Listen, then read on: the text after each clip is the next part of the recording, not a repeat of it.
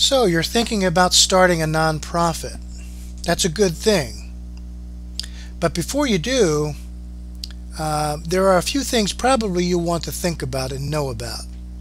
Before forming your nonprofit, your first step is to find out if other organizations, both nonprofit, for-profit, or government agencies, are already doing the same or similar kind of work in your community.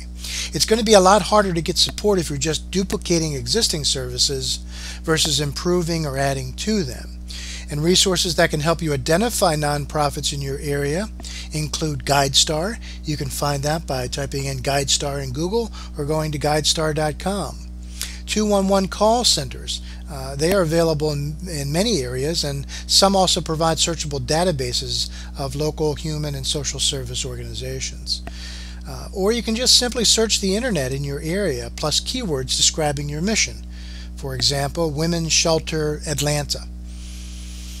After you've determined that the work you're going to do will meet a real need in your community, you've got to spend some time developing some essential ingredients for your successful nonprofit. And these things include a vital mission, high quality, responsive, and unduplicated programs and services, reliable and diverse revenue streams, clear lines of accountability, and of course adequate facilities if you need them. Now, starting a nonprofit generally also requires 3 steps to formalize your organization. The first is that you must file articles of incorporation with the Secretary of State or other appropriate agency. You can find your state government website by doing a search on Google. The second thing you need to do is apply for exempt status with the Internal Revenue Service. And note that it can take between 3 and 12 months for the IRS to return its decision.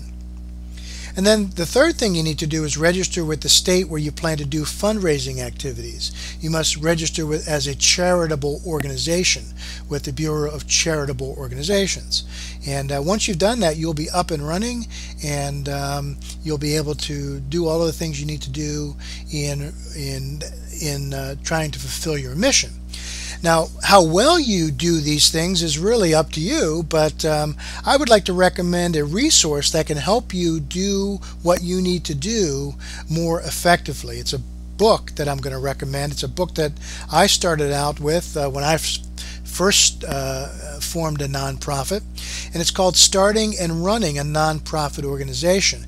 It's by Joan Hummel. It's a very straightforward book, pretty simple, fairly inexpensive. It's only about $12 in paperback. You can also buy it in a Kindle form and download it. But it's a great book. It's not written in a lot of legal jargon. It's a very simple narrative form, and you'll find all kinds of great helps and resources for you to run your nonprofit.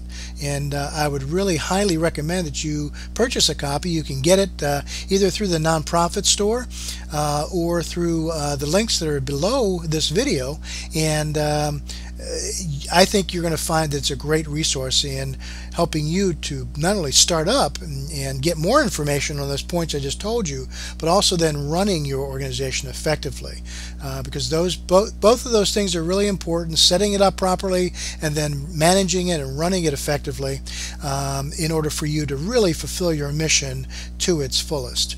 My desire, my hope is that you have a successful launch of your nonprofit, and that at some time in the future you become a very high impact nonprofit organization meeting a real community need.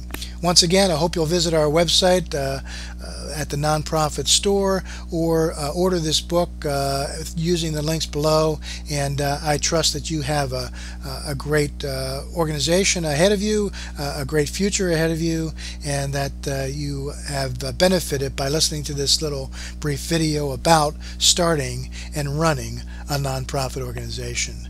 Thanks so much, and have a great day.